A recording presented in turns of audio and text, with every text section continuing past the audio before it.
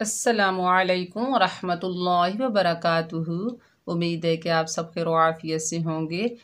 आज की क्लास में हम इंशाअल्लाह ताला पारा सयकूलु सूरतुल बकरा सफ़ा नंबर 43 आयत नंबर 197 पढ़ेंगे।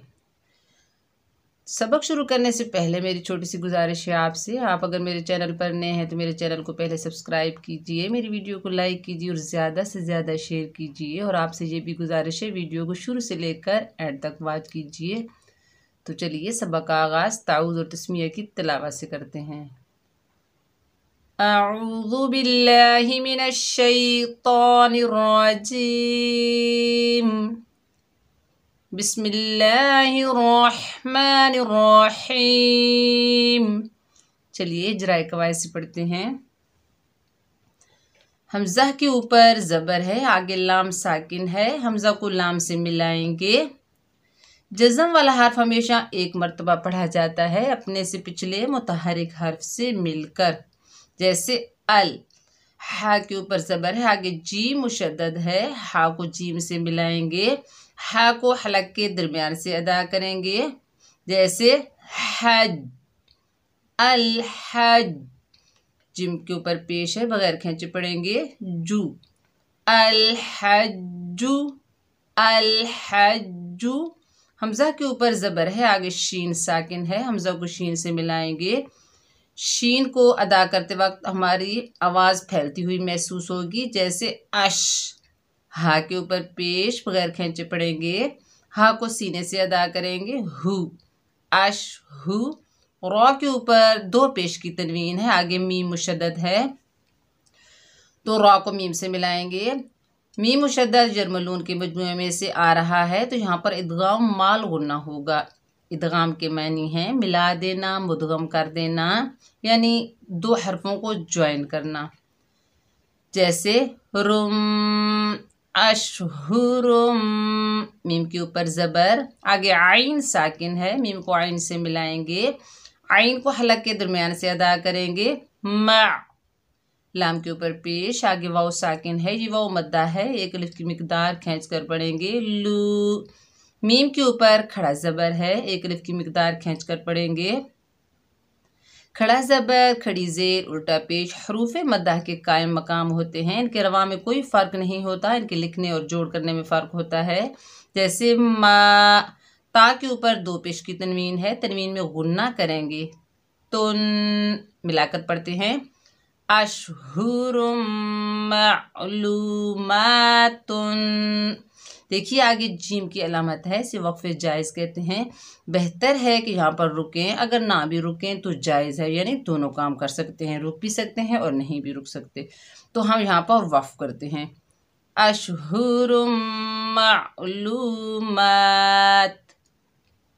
देखिए वक्फ की हालत में दो पेश की तनवीन ख़त्म हो गई, ता को हमने आर्जी सुकून दिया यानी जज़म दी तो वक्फ हुआ वक्फ बिल अस्कान। रूफ़े मद्दा के बाद जब आर्जी सुकून आ जाए तो यहाँ मद बनेगी मद आरिज़ सुकून। इस मद को 2 2.5 और 5 अलिफ की मिकदार तक खींच कर पढ़ सकते हैं। फ़ा के ऊपर ज़बर, बगैर खींचे पढ़ेंगे फ़ा। मीम के ऊपर ज़बर, आगे नून साकिन है, मीम को नून से मिलाएंगे। नून साकिन के बाद हुरूफ इक्फ़ा के 15 हरूफों में से फ़ा आ रहा है तो नून साकिन में इक्फ़ा होगा। इक्फ़ा इदगाम और इजहार की दरमियानी हालत को कहते हैं। इसमें नून का कुछ हिस्सा ज़ाहिर होता है, कुछ हिस्सा छुपा हुआ होता है, जैसे फमन।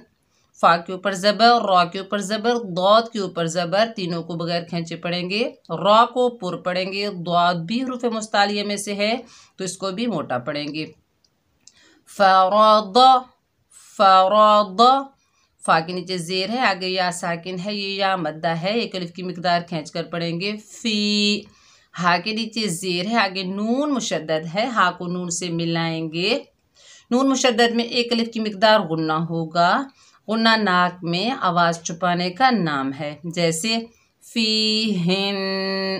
नून के ऊपर ज़बर, आगे लाम साकिन है, नून को लाम से मिलाएंगे नल। फ़ीहिन नल। हा के ऊपर ज़बर है, आगे जीम मुशद्दद है, हा को जीम से मिलाते हैं हज। जीम के ऊपर ज़बर, बगैर खींचे पढ़ेंगे जा। फ़ीहिन्नल हज्जा। हा को हलक के दरमियान से अदा करना है हज्जा। फा के ऊपर जबर बगैर खींचे पढ़ेंगे फा। लाम के ऊपर जबर, आगे अलिफ खाली है, ये अलिफ मद्दा है, एक अलिफ की मिकदार खींच कर पढ़ेंगे ला फला। रा के ऊपर जबर, फा के ऊपर जबर, सा के ऊपर जबर, तीनों को बगैर खींचे पढ़ेंगे। रा को मोटा पढ़ेंगे, सा जो है नरमी से अदा होगा। रफसा रफसा। वाव के ऊपर जबर, आगे अलिफ खाली है, ये अलिफ मद्दा है, एक अलिफ की मिकदार खींच कर पढ़ेंगे वला। वाव को होंठों की ना तमाम गुलाई से अदा करेंगे वला। फा के ऊपर पेश बगैर खींचे पढ़ेंगे जबर जेर। पेश को पढ़ते वक्त तीन बातों का ख्याल रखते हैं, खींचेंगे नहीं, फू झटका नहीं देंगे, फू वो झूल नहीं पढ़ेंगे, फो इसे बगैर खींचे अदा करेंगे फू। सीन के ऊपर पेश है, आगे वाव साकिन है, ये वाव मद्दा है, एक अलिफ की मिकदार खींच कर पढ़ेंगे। सीन सख्ती और सीटी से अदा होगा सू। कौफ के ऊपर जबर बगैर खींचे पढ़ेंगे कौफ। कौफ उर्फ मुस्तालिया में से है, मोटा अदा होगा वला फुसूक। आगे देखिए लाम अलिफ ला की अलामत है, तो इसका मतलब है यहाँ पर हमने वक्फ नहीं करना, रुकना नहीं है, क्योंकि मतलब बिगड़ जाएगा। वाव के ऊपर जबर बगैर खींचे पढ़ेंगे वा। आगे लाम के ऊपर जबर है, आगे अलिफ खाली है, ये अलिफ मद्दा है, एक अलिफ की मिकदार खींच कर पढ़ेंगे ला वाला। जिम के नीचे जेर बगैर खींचे पढ़ेंगे जी।